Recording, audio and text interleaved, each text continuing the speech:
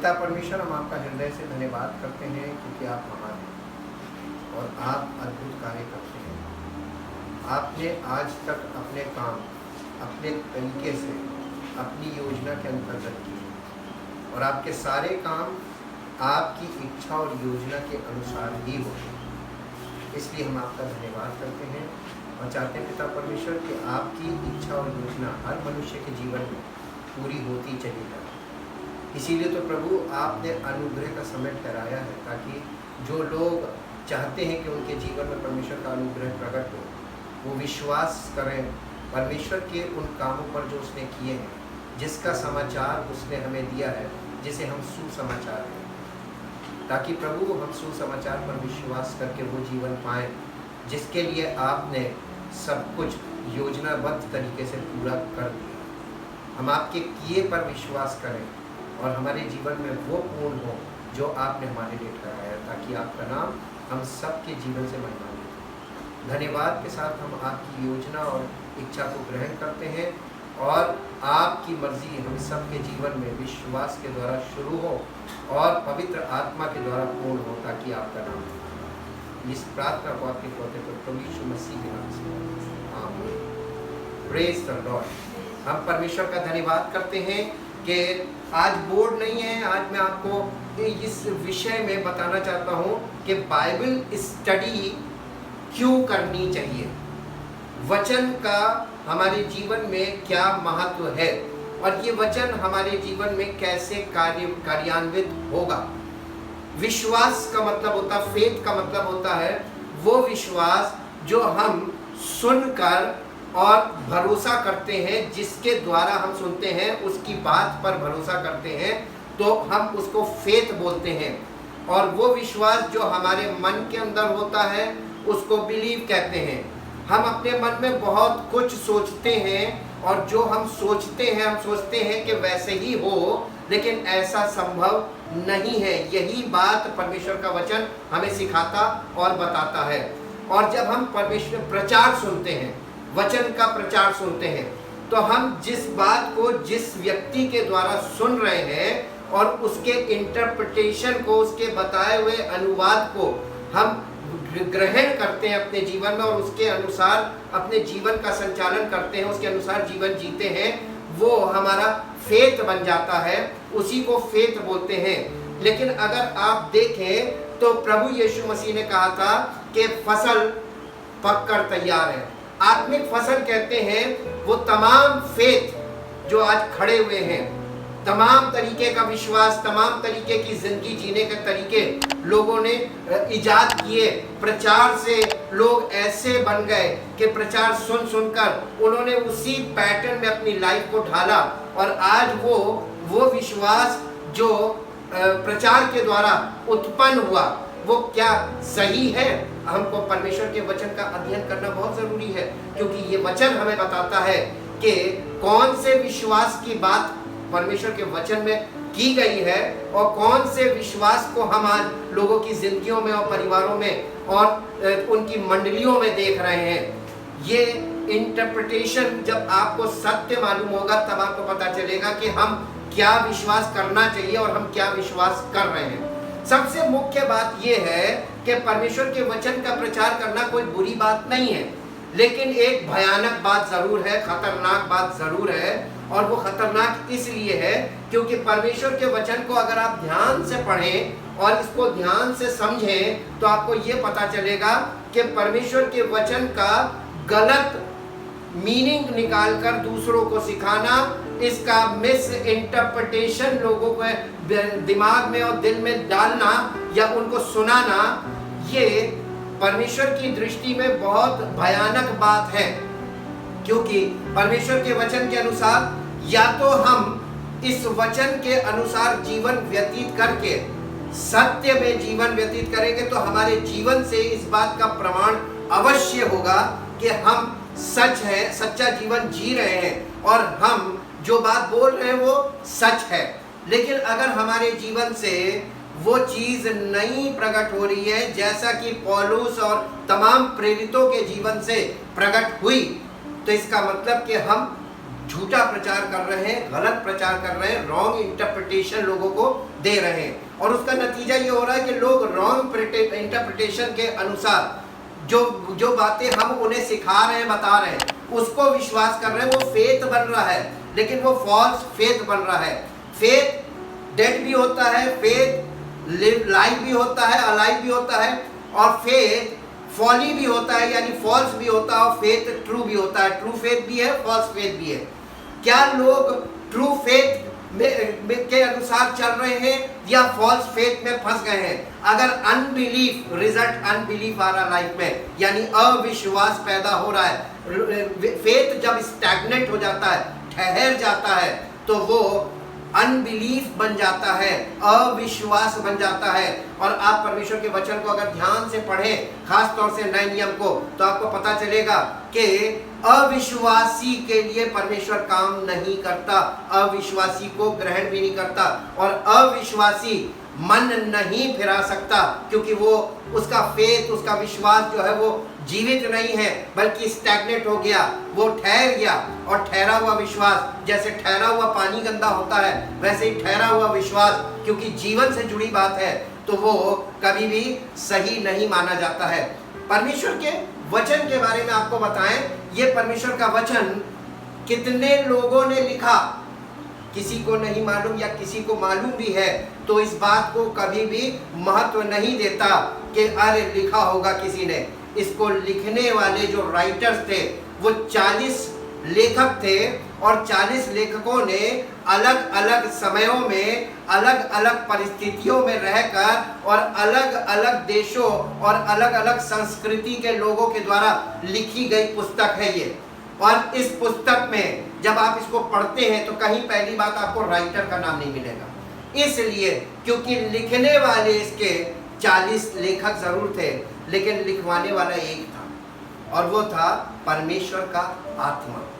Holi spirit is the author of the Bible, and Holi spirit himself is the teacher of the Bible. Nobody can teach about the Bible, nobody can teach from the Bible. लोग आपको Bible से वही सिखाते हैं जो उन्होंने कहीं से सीखा है, और जब कहीं से सीखा है वही आपको सिखाया है, और आपने भी अपने बच्चों को और अपने जानने वालों को वही सिखाया जो आपने किसी से सीखा है। और इस तरीके से ये पर्सन टू पर्सन जो टीचिंग चली आ रही है, जो शिक्षा चली आ रही है, परमेश्वर के वचन के आधार पर जब आप जाके देखेंगे तो आपको पता चलेगा कि अगर वो शिक्षा सही होती तो लोग जो रिजल्ट बाइबल में लिखा वो होना चाहिए था, जो नहीं है, और जो रिजल्ट नहीं होना चाहिए था वो रिजल्ट अगर है तो इसका मतलब शिक्षा में गड़बड़ी है। और इसलिए हमको बाइबल की प्रचार से ज्यादा जरूरी है, प्रीचिंग से ज्यादा जरूरी, कौन क्या प्रीच कर रहा है इससे ज्यादा जरूरी है कि वो किसका चेला है, इस बात को जरूर जाने। टीचिंग इज फ्रॉम गुरु, कहां से सीख कर आ रहा है और क्या सीख कर आ रहा है और क्या चीज वो सिखा रहा है और कैसे उसका जीवन है, वो कैसे जीवन व्यतीत कर रहा है।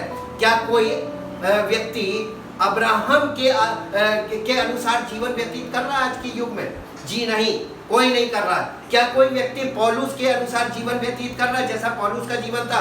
जी नहीं, कोई नहीं कर रहा है। इसलिए आपके और हमारे जीवन में प्रश्न चिन्ह आता है कि हमने इस वचन को, इसके प्रचार को किससे सुना और क्या सुना और कैसे सुना। ये 3 बातों को हमेशा ध्यान रखिएगा। परमेश्वर का वचन सत्य है, और परमेश्वर के वचन से हमको अगर सत्य नहीं मिल रहा है तो इसका मतलब सत्य का आत्मा हमारे बीच में नहीं है, हमारे जीवन में नहीं है और हमारी मंडली में नहीं है। इसलिए क्योंकि बिना सत्य के आत्मा के हमें बाइबल तो हम पढ़ सकते हैं, लेकिन सत्य हम इसमें से हमें नहीं मिलेगा।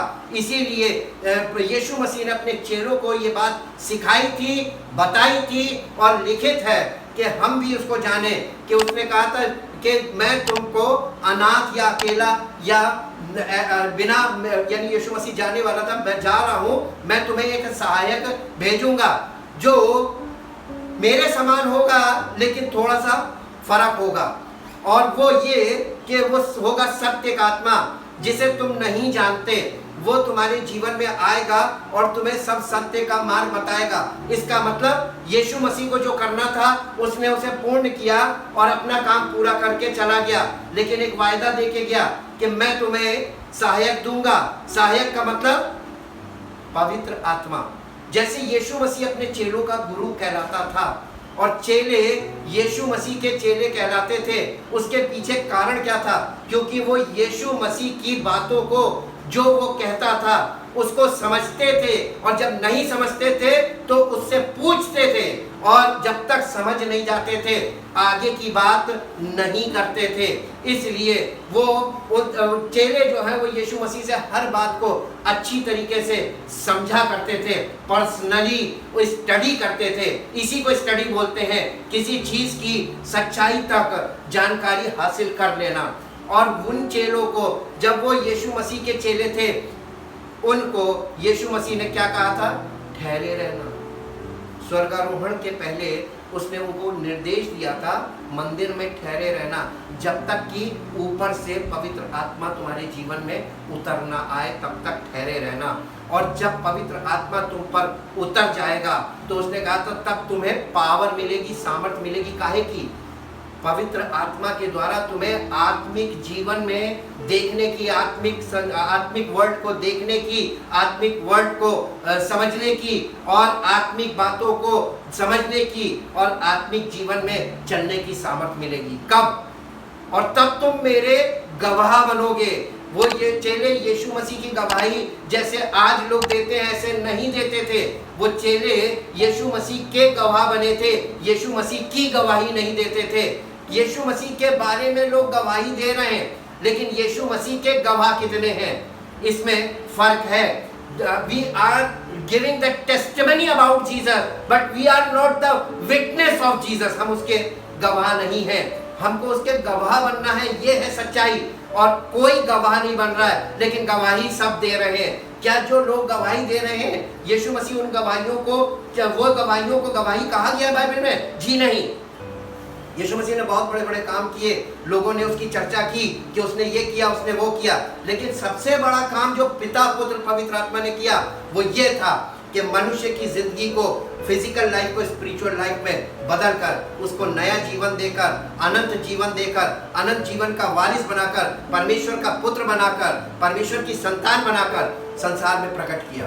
ये वाला काम क्यों नहीं हो रहा? ये गवाही क्यों नहीं प्रकट हो रही है? इसलिए मेरे साथ एक पद निकालिए जो आपको मिलेगा, व्यवस्था विवरण की पुस्तक, इंग्लिश में है ड्यूटरनमी, द बुक ऑफ ड्यूटरनमी, व्यवस्था विवरण की पुस्तक, उसका अध्याय 29 चैप्टर, और उसका 2 पद से 4 पद तक पढ़ेंगे। फिर मूसा ने सब इस्राएलियों को बुलाकर कहा, जो कुछ यहोवा ने मिस्र देश में तुम्हारे देखते फिरौन और उसके सब कर्मचारियों और उसके सारे देश से किया, वो तुमने देखा है। बहुत ध्यान से सुनिएगा, वो तुमने देखा है। वे बड़ी बड़ी परीक्षाएं और चिन्ह और बड़े बड़े चमत्कार तेरी आंखों के सामने हुए, परंतु यहोवा ने आज तक तुमको ना तो उन आश्चर्य कर्मों को, चिन्हों को, चमत्कारों को समझने की बुद्धि, और ना देखने की आंखें, और ना सुनने के कान दिए हैं आज तक। जी, इंग्लिश में पढ़ दो बेटा। Moses called to all Israel. Moses called to all Israel and said to them, You have seen all that the Lord did before your eyes. The Lord did before your eyes in the land of Egypt. In the land of Egypt. To Pharaoh. To Pharaoh. To all his servants. To all his servants and to all his land and to all his land the great trials the great trials which your eyes saw, which your eyes saw, the signs and those great wonders. those great wonders, Yet the Lord has not given you yet the Lord has not given you a mind and heart a mind and heart to understand to understand and eyes to see and eyes to see and ears to hear and ears to hear to this day. to this day. आज के दिन तक किसी को भी उसने उन चीजों को समझने की, देखने की और उनको सुनने की शक्ति नहीं दी। आप पढ़ सकते हैं और सुन सकते हैं, लेकिन आप उसको कभी नहीं समझ सकते। तभी पवित्र आत्मा ने पौलुस के द्वारा नए नियम में लिखा, आज तक पुराना नियम पढ़ते समय उनके हृदय पर पर्दा पड़ा रहता है, और वो पर्दा मसीह में उठेगा। मसीह में आप यीशु करेंगे, नहीं उठेगा। वो मसीह में जब आपकी जिंदगी होगी तब आपकी जिंदगी में वो पर्दा उठेगा। तो क्या हमको इन सब सच्चाइयों को जानने के लिए अध्ययन करने की जरूरत नहीं है? और बिना अध्ययन किए केवल प्रचार सुन लेने से आपको उद्धार नहीं मिलेगा, ये गारंटी है। उद्धार तो परमेश्वर की ओर से वरदान है, गिफ्ट है, और परमेश्वर ही देगा। लेकिन सत्य को जानोगे तभी तुमको उद्धार मिलेगा। सत्य पर विश्वास करोगे तो तुम्हारी जिंदगी को उद्धार मिलेगा, और सत्य के अनुसार जीवन बिताओगे, व्यतीत करोगे, तो तुम सत्य के अनुसार पूर्ण उद्धार प्राप्त करोगे, पूरा उद्धार। जी, एक पद और निकालिए जो आपको मिलेगा इफिसियों की पत्री 3 अध्याय, इफिसियों की पत्री 3 अध्याय। जी, कौन से पद से बताया? 14। हाँ, 14 पद से पढ़ दीजिए। मैं इसी कारण उस पिता के सामने घुटने टेकता हूँ, जिससे स्वर्ग और पृथ्वी पर हर एक घराने का नाम रखा जाता है कि वो अपनी महिमा के धन के अनुसार तुम्हें ये दान दे कि तुम उसकी आत्मा से अपने भीतरी मनुष्यत्व में सामर्थ्य पाकर बलवंत होते जाओ। बलवंत हो जाओ नहीं लिखा है, ये प्रेजेंट कंटिन्यूस, यानी इसमें समय लगता है। ये प्रोसेस वाला, जब कोई प्रोसेस वाली चीज हमारे जीवन में शुरू होती है तो उसमें कंटिन्यूएशन होता है। अगर कंटिन्यूएशन टूटेगा तो प्रोसेस फेल हो जाएगा। आप किसी भी चीज का प्रोसेस देख लीजिए, आप प्रोसेस स्टार्ट कीजिए और उसको कंटिन्यूएशन को तोड़ दीजिए तो आपका प्रोसेस फेल हो जाएगा। क्या रिजल्ट आएगा? किसकी जिंदगी में रिजल्ट है आज? क्योंकि प्रोसेस शुरू ही नहीं होता है तो रिजल्ट कहां से आएगा? प्रोसेस कंटिन्यू, शुरू होना एक बात है, कंटिन्यू होना दूसरी बात है, और कंप्लीट होना तीसरी बात है। There are 3 steps for the process. Always remember, हमेशा याद रखिए, आप परमेश्वर को अपना जीवन देते हैं कि आप किसी व्यक्ति के सामने सरेंडर कर रहे हैं। प्रचार तो दुनिया में सब लोग कर रहे हैं, लेकिन क्या प्रचार कर रहे हैं, किसका प्रचार कर रहे हैं और क्यों प्रचार कर रहे हैं? प्रचार के पीछे उनका उद्देश्य क्या है? आपको उनका प्रचार का उद्देश्य उनकी जिंदगी को देखकर पता चलेगा। यीशु मसीह ने कहा था तुम उनके फलों से पहचान लोगे। झूठे भविष्यवक्ताओं को, झूठे प्रचारकों को पहचानना सबसे सरल बात है, उनके फलों से पहचान लो। फल का मतलब क्या होता है? जड़ होती है टीचिंग और फल होती है प्रीचिंग। अगर कोई व्यक्ति प्रचार कर रहा है तो उसकी प्रीचिंग में वो किस बात पर जोर दे रहा है और किस मकसद से प्रचार कर रहा है और इंटरप्रिटेशन क्या दे रहा है। परमेश्वर, सबसे कॉमन सेंस की बात आपको बताएं, परमेश्वर के वचन का लिखवाने वाला एक, परमेश्वर के वचन का सिखाने वाला भी एक। तो इतने ढेर सारे डिनोमिनेशन और इतनी ढेर सारी शिक्षाएं क्यों? Because false teaching. अगर फॉल्स टीचिंग ना होती तो एक पुस्तक के कितने मायने निकल सकते हैं, कितने मीनिंग निकल सकते हैं, कितने वर्जन निकल सकते हैं। कितने निकल सकते हैं? जितनी जनसंख्या पूरे वर्ल्ड की है, इस बाइबल में अगर हर आदमी अपना इंटरप्रिटेशन लेकर खड़ा हो जाए तो कितना इंटरप्रिटेशन होगा? There are billions. तो परमेश्वर का वचन, पिता एक, पुत्र एक, पवित्र आत्मा एक, और इनमें आपस में यूनिटी है कि ये एक है। इसी को मिला के बोलते हैं गॉड। परमेश्वर एक, विश्वास एक। तो इतने ढेर सारे इंटरप्रिटेशन क्यों? The result of false teaching. सब अपना अपना इंटरप्रिटेशन लेके खड़े हैं। Point number 1, we need to be study through the Holy Spirit. पवित्र आत्मा के बिना आपको सत्य नहीं मिलेगा। ये जो इस समय कॉन्क्वेस्ट चल रहा है, ये जो इस समय जो प्रतियोगिता टाइप की चल रही है spiritually, there are so many faiths in the world, but there are only one faith with God. Faith and faiths, ये फाइट है, और इस फाइट में आप ढेर सारे फेथ में कहीं ना कहीं काउंटर कर जाएंगे। अगर आप चाहते हैं कि आप जयवंत हो, संसार पर जय पाना चाहते हैं, और वो लिखा हुआ है संसार पर जय पाने के लिए आपको चाहिए faith. Jesus is the true faith. अब आप मेरे साथ इसको पढ़िए, आगे पूरा कंप्लीट हो गया जी। और विश्वास के द्वारा, और विश्वास के द्वारा मसीह तुम्हारे हृदय में बसे। मसीह तुम्हारे हृदय में बसे, कि तुम प्रेम में जड़ पकड़कर, कि तुम पिता के प्रेम में जड़ पकड़कर और नेव डालकर, नेव का मतलब होता है बॉन्ड, पैदा होना, सब पवित्र लोगों के साथ भली भांति समझने की शक्ति पाओ। क्या चीज पाओ? शक्ति। दुआ करने की शक्ति क्यों नहीं दे रहा है? बाइबल पढ़ने की शक्ति क्यों नहीं दे रहा है? समझने की शक्ति दे रहा है। मालूम क्यों? बाइबल तो तुम्हारी इच्छा पर डिपेंड, पढ़ो या ना पढ़ो। पढ़ोगे तो पवित्र आत्मा तुमको समझ देगा, नहीं पढ़ोगे समझ नहीं मिलेगी। बस बाइबल पढ़ते रहो सारी जिंदगी, और लोग बाइबल पढ़ रहे, पढ़ भी रहे, पढ़वा भी रहे।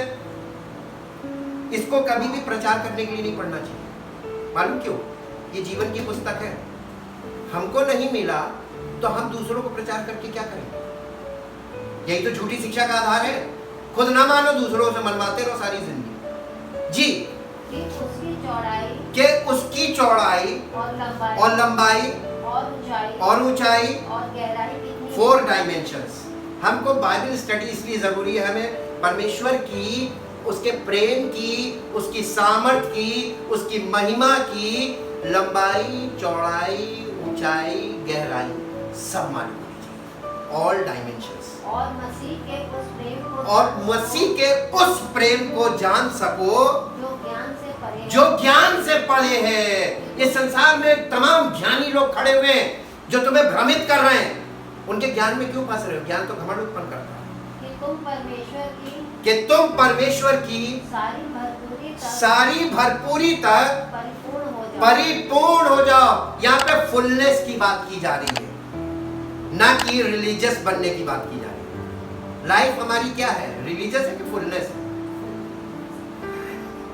देखिए, संसार में ढेर सारे धर्म शास्त्र हैं, रिलीजियस बुक्स ढेर सारी, अनगिनत, लेकिन पूरे संसार में आत्मिक पुस्तक केवल एक है। धार्मिक पुस्तकें बहुत हैं, आत्मिक पुस्तक केवल एक है, उसको कहते हैं न्यू टेस्टामेंट। क्यों? परमेश्वर को हमें धार्मिक ही बनाना था, तो आत्मिक एक क्यों? धार्मिक तो ऑलरेडी पूरी दुनिया है, पूरी दुनिया धार्मिकता से भरी हुई है, लेकिन सबकी अपनी अपनी धार्मिकता है। सेल्फ राइचियसनेस ऑफ मैन, मनुष्यों की धार्मिकता। आप किस धार्मिकता पे विश्वास करते हैं? मनुष्यों की धार्मिकता पे या परमेश्वर की धार्मिकता पे? परमेश्वर की धार्मिकता सबके लिए, हर जाति, हर देश, हर भाषा वाले के लिए एक है, और उसका मूल एक है। His name is Jesus Christ। आप यीशु मसीह पर विश्वास करते हैं या आप मनुष्य की धार्मिकता पर विश्वास करते हैं? ये है फेथ्स एंड फेथ। फेथ में से लोग निकलकर फेथ में आते हैं। और यहां पर क्या हो रहा है, फेथ खड़े किए जा रहे हैं और फेथ का नाम ही नहीं लिया जा रहा। जी कंप्लीट इंग्लिश में पढ़ दो बेटा। For this reason, For this reason, seeing the greatness of this plan, seeing the greatness of this plan by which you are built together, by which you are built together are built together in Christ, in Christ, I bow my knees I bow my knees before the Father of our Lord before the Father of our Lord Jesus Christ, Jesus Christ, for whom every family for whom every family in heaven and on earth in heaven and on earth is named, that Father from whom all fatherhood all fatherhood takes its titles, takes its title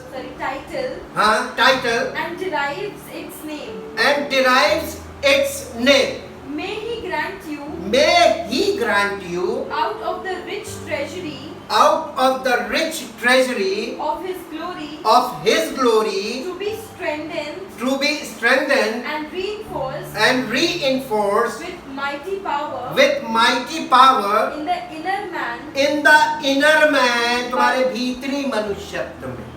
परमेश्वर की पवित्र आत्मा के द्वारा जो कार्य होता है वो शारीरिक कार्य है ही नहीं, हमारे भीतरी मनुष्यत्व में, हमारे सोल में, हमारे प्राण में। प्राण का मतलब है हमारे mind, will, emotion and conscious. जी by the होली स्पिरिट ये पवित्र आत्मा के द्वारा ये कार्य होता है ताकि हम भीतरी मनुष्यत्व में सामर्थ पाकर, पवित्र आत्मा के द्वारा सामर्थ पाकर himself indwelling, यानी वो स्वयं हमारे पवित्र आत्मा के द्वारा वो स्वयं हमारे जीवन में निवास करता है। इनड्वेलिंग का मतलब निवास करता है। आपके जीवन में अगर पवित्र आत्मा नहीं है, इसका मतलब आपके जीवन में परमेश्वर का आत्मा नहीं है, तो वो परमेश्वर की उपस्थिति नहीं है। और परमेश्वर की उपस्थिति नहीं है तो आप प्रचार कर सकते हैं, आप प्रार्थना कर सकते हैं, आप बाइबल पढ़ सकते हैं, आप दूसरों को बाइबल प्रचार कर सकते हैं, दूसरों को आप टीच कर सकते हैं, सब कुछ कर सकते हैं। क्या पावर होगी? किस प्रकार का विश्वास आप प्रचार कर रहे हैं? फिर मनुष्यों के ज्ञान पर आधारित। जी indwelling your innermost being indwelling your innermost being and personality, and personality may Christ through your faith actually dwell settle down abide made his permanent home in your heart। may you मसीह विश्वास के द्वारा तुम्हारे हृदय में permanently वास करे। कहां हो रहा है? कहीं दिख रहा है? प्रॉब्लम कहां है? प्रीचिंग में क्यों प्रॉब्लम है? क्योंकि टीचिंग में प्रॉब्लम है। Teaching is the root and preaching is the fruit. आज जो प्रचार हो रहा है ये वो प्रचार है जिनसे इन्होंने सीखा, वो इन्हीं के जैसे लोग थे, फिजिकल लोगों ने फिजिकल लोगों को सिखा दिया और फिजिकल लोग फिजिकल लोगों को सिखा रहे हैं। ये चेन रिएक्शन हो रहा है। कौन सी धार्मिकता है ये? मनुष्यों की धार्मिकता। क्या ये सच्चा विश्वास है या इसमें गड़बड़ी है? आपस में संबंध देख लीजिए। एक डिनोमिनेशन वाला दूसरे डिनोमिनेशन के साथ संबंध नहीं रखता, आंखें टेढ़ी रखता है और एक दूसरे को शक की दृष्टि से क्यों देखते हैं? परमेश्वर पिता एक, परमेश्वर पुत्र एक, परमेश्वर पवित्र आत्मा एक और परमेश्वर का वचन पवित्र बाइबल एक, तो इतने डिविजन्स क्यों? जी आगे। may you be rooted deep in love and founded प्रेम में जड़ पकड़कर। प्रेम कौन है? पिता। अब पिता का प्रेम, तो प्रेम किसकी तरफ से? पिता की तरफ से, गॉड द फादर। तो गॉड द फादर में जड़ पकड़ना यानी गॉड द फादर से पैदा होना, born from God। जी। and founded securely on love that you may have the power that you may have the power and be strong to and be strong and grasp to apprehend and grasp with all the saints with all the saints God's devoted people God's devoted people the experience of that love. the experience of that love.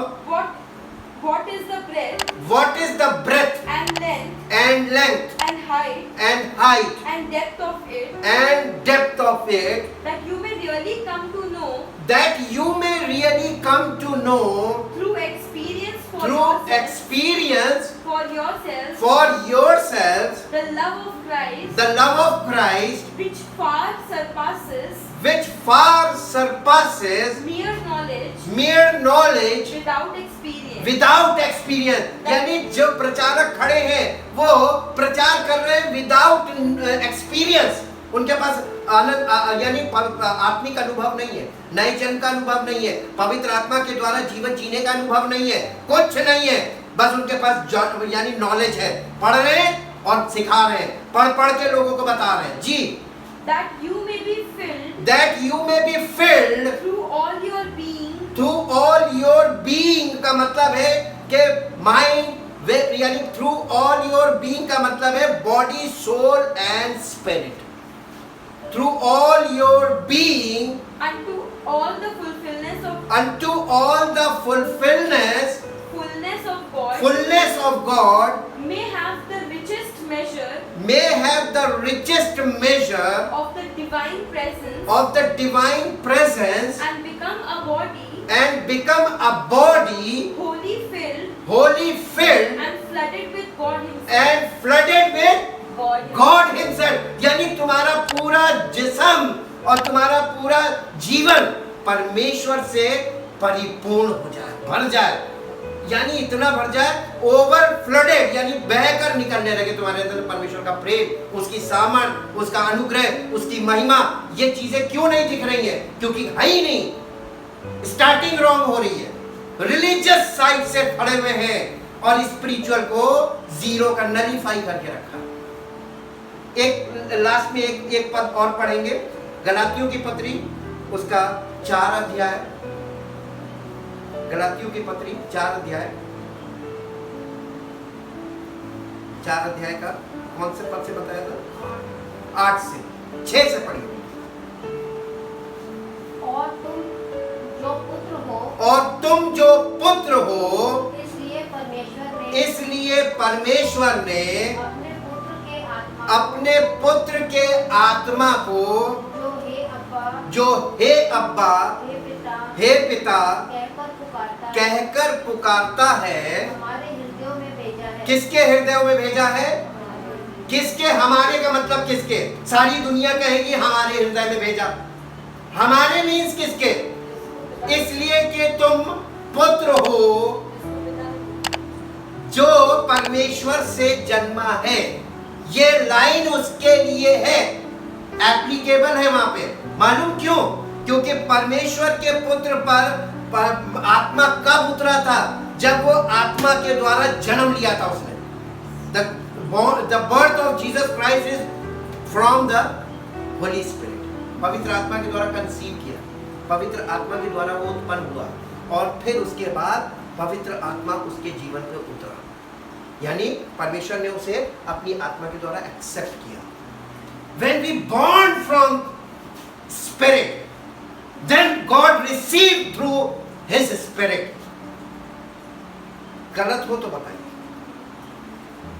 जब पुत्र आत्मा के द्वारा उत्पन्न हुआ तो आत्मा के द्वारा ग्रहण किया गया, एक्सेप्ट किया गया। वैसे ही तुम भी जब पुत्र के उस सुसमाचार पर विश्वास करते हो जो परमेश्वर ने हमारे उद्धार के लिए काम किया। क्या काम किया?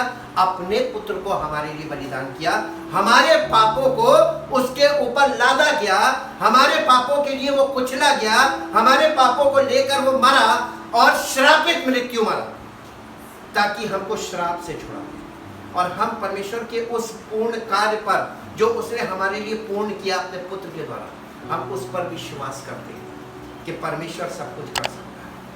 उसने वो कर दिया जो हमारे बस का नहीं था, तो मेरे जीवन में वो सब कुछ नया कर सकता है। When we born from the spirit, हम परमेश्वर की आत्मा से जन्म लेते हैं और फिर परमेश्वर अपनी आत्मा के द्वारा हमें एक्सेप्ट करता है। इसी को कहते हैं होली स्पिरिट बैप्टिज्म। और फिर हमारा जीवन कैसा होना चाहिए? पवित्र आत्मा के टोटली अंडर कंट्रोल। या रिलीजियस होना चाहिए? स्पिरिचुअल होना चाहिए, रिलीजियस नहीं। स्पिरिचुअल और रिलीजियस में अंतर क्या है?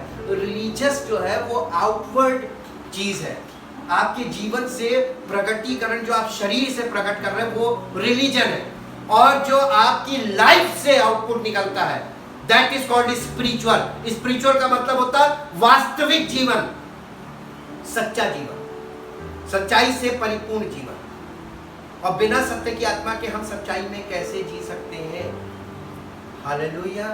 हम परमेश्वर का धन्यवाद करते हैं। इसलिए फेथ मालूम क्या है? फेथ का मतलब है when we true faith starts when we believe in the gospel. True faith starts when we believe in the gospel. इसी को कहते हैं born from spirit, आत्मा के द्वारा जन्म लेना। ये प्रचार सुनने से नहीं होता। प्रचार सुनकर अपने मन में आपने अग्रीमेंट ले लिया कि अग्री कर लिया कि बिल्कुल सही बोल रहे हैं, इससे आपका आत्मिक जन्म नहीं होता। वो भावनात्मक है। आप प्रचार सुनकर भावनात्मक तरीके से बहुत ओतप्रोत हो सकते हैं, लेकिन आपका जीवन उसमें बहुत दिनों तक, बहुत देर तक वो टिकता नहीं है। प्रचार का प्रभाव सिर्फ थोड़ी देर तक, और आधे घंटे बाद, मीटिंग के आधे घंटे बाद उसी व्यक्ति से जाके मिलिए, आपको वैसे ही मिलेगा जैसा था। सच बोल रहे हैं। हमारी मजबूरी है सच बोलना। मालूम क्यों? क्योंकि अगर हम झूठ बोलेंगे तो परमेश्वर हमें नष्ट कर देगा, और अगर हम सच बोलेंगे तो उसका पहचान मालूम क्या है? उसकी पहचान ये, लोग हमसे अग्री नहीं करेंगे। जब आप सच बोलेंगे लोग आपसे अग्री नहीं करेंगे, और जब आप झूठ बोलेंगे लोग आपके साथ खड़े हो जाएंगे। और सच बोलने वाले के साथ दुनिया में कोई नहीं खड़ा होता है, लेकिन झूठ बोलने वालों के पास भीड़ लगी होती है। जहाँ यीशु मसीह की एक खूबी बताएं आपको, यीशु मसीह के चारों गॉस्पेल में जाके देखिएगा, जब जब भीड़ बढ़ जाती थी, यीशु मसीह एक ऐसी बात बोल देता था जो लोगों को इतनी बुरी लगती थी, तो मैक्सिमम छट जाते थे, चले जाते थे। अरे ये गलत बात कर रहा है, ये नहीं। इसीलिए तो उसको बोला जाता था भरमाने वाला। भरमाने वाला बोला गया। जो सच्ची पवित्र आत्मा के द्वारा जीवन व्यतीत करता था और सच बोलता था, उसको लोग कहते थे भरमाने वाला, बिकॉज ऑफ रिलीजियस टीचर्स। क्योंकि वो रिलीजियस टीचिंग से के जुड़े हुए लोग थे, और रिलीजियस टीचिंग वाले लोग सत्य को हमेशा झूठ साबित करने की कोशिश करते हैं, और वो परमेश्वर से डायरेक्ट पंगा लेते हैं। यही है परमेश्वर से पंजा लड़ाना। अगर वो लोग, यीशु मसीह सच बोलता था तो लोग उसके पास से भाग क्यों जाते थे? क्योंकि वो सच बोलता। 70 चेले हो गए, यीशु मसीह ने सच बोला, और 70 में से सब भाग गए, 12 बचे। यीशु मसीह ने 12 को बुलाया, कहा तुम भी जाना चाहते हो जा सकते, बोली छूट, लेकिन मैं सच बोलना नहीं छोड़ूंगा। मैं इस पिता की इच्छा पूरी करने के लिए आया हूँ, और हर बात सच बोलूंगा। इसीलिए यीशु मसीह की हर लाइन में देखिए, यीशु मसीह कहता था कि मैं तुमसे सच सच कहता हूं, मैं तुमसे सच सच कहता हूं।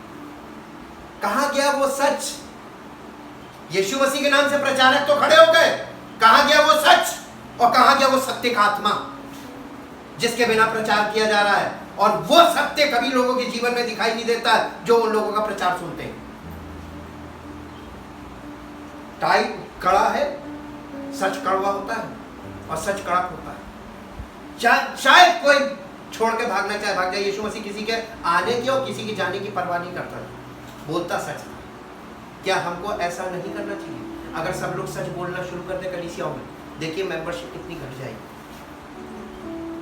रीजन, क्योंकि लोग सत्य ग्रहण नहीं करते। इससे हमें पता चल जाता है कि लोगों को सच नहीं पसंद है। जिस दिन सच पसंद करेंगे जिंदगी में उद्धार आ जाएगा, और तभी पवित्र आत्मा नहीं मिल रहा, क्योंकि लोग सत्य को नहीं ग्रहण करते हैं। और तुम सत्य को जानोगे और सत्य तुम्हें स्वतंत्र करेगा, यहूदियों से कहा था यीशु मसीह ने।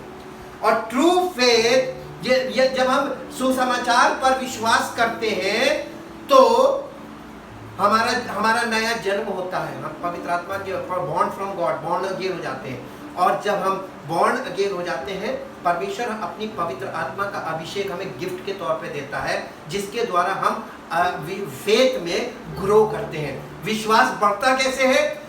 पवित्र आत्मा के द्वारा जीवन व्यतीत करने से विश्वास बढ़ता है, ग्रो करता है। और विश्वास इस्टेब्लिश कैसे होता है? Faith matures when the faith completes in life. जब हम विश्वास में परिपूर्ण हो जाते हैं, फुल हो जाते हैं, फेथफुल बन जाते हैं, हमारे जीवन से पता चलता है कि बहुत फेथफुल था with God, with his spirit, with his plan, with his will, with his glory, with his everything. हम परमेश्वर के साथ हर बात में विश्वास योग्य रहे, प्राण देने तक, तब हम उसके पुत्र के साथ प्रकट किए जाएंगे। Thank you Jesus. लास्ट में एक वर्ष निकालिए, इस चीज का पूरा हमको नक्शा दिया गया यीशु मसीह की लाइफ के द्वारा। फिलिपियों की पत्री उसका 2 अध्याय, फिलिपियों की पत्री उसका 2 अध्याय, मैं भी आपके साथ बोल लेता हूं। फिलिपियों की पत्री 2 अध्याय, पहले पद से पढ़िए।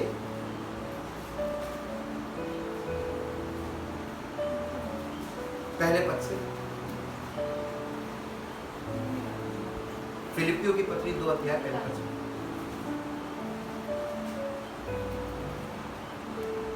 यहां पे लिखा हुआ है, अतः यदि मसीह में कुछ शांति और प्रेम से ढांढस और आत्मा की सहभागिता और कुछ करुणा और दया है, तो मेरा ये आनंद पूरा करो कि एक मन रहो और एक ही प्रेम, एक ही चित्त और एक ही मनसा रखो।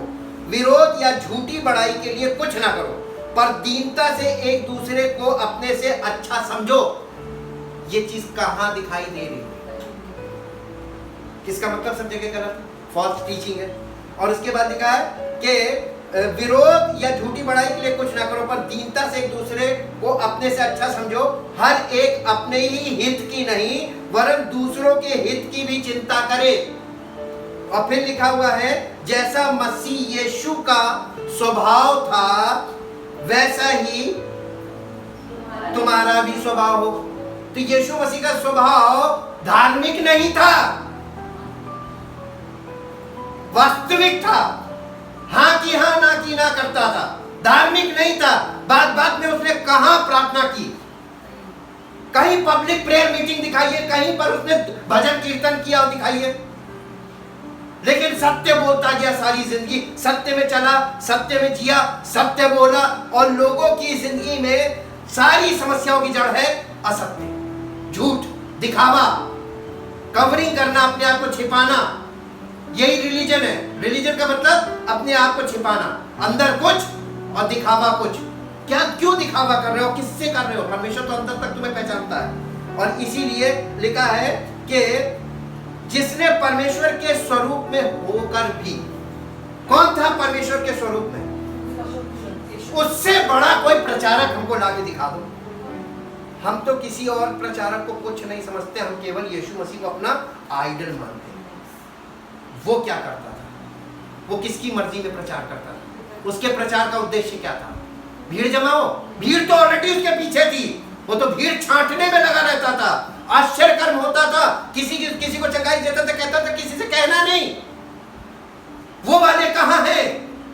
छोटा सा कुछ कहीं पे हो गया तो उसको सब जगह हाईलाइट करो कि कहां से हुआ। गवाही दिलवाई जाती जी। और आगे लिखा हुआ है, जी पढ़िए। वरन अपने आप को नहीं, 6 से पढ़िए। जिसने परमेश्वर के स्वरूप में होकर भी परमेश्वर के तुल्य होने को अपने वश में रखने की, यानी वो सिर्फ इमेज को कि मेरे जैसा कोई नहीं, मेरे बराबर कोई नहीं, मेरे पास होता है, बस हो जाओ, ये वाली हरकत की कभी जी।